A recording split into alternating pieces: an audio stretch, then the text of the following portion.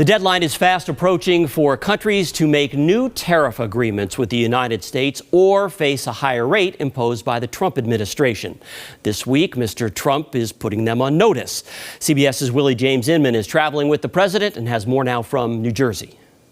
This weekend, President Trump is celebrating the first major piece of legislation for his second term. It's really promises made, promises kept, and we've kept them.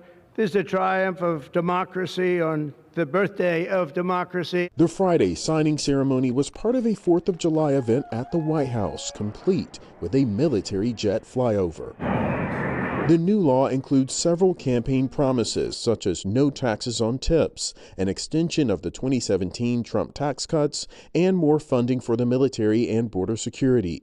The One Big Beautiful Bill Act will also permanently raise the child tax credit to $2,200 and increase the state and local tax deduction to $40,000 for 5 years. Democrats have blasted the legislation for making cuts to food stamps and Medicaid. And now, as the White House turns to trade, they're also taking aim at the president's tariff policies. The Trump administration, these across-the-board tariffs are going to hit Americans hard. The president set a July 9th deadline for dozens of nations to make a deal with the U.S. or risk higher tariffs.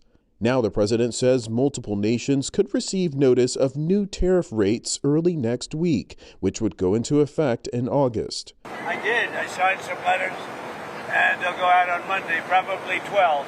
The upcoming deadline leaves little time to negotiate. You can't sit down with 200 countries. I think the letters are better. So far, the UK, China, and Vietnam have made significant progress in trade talks with the United States. Now, it's unclear which nations President Trump will send those letters to on Monday.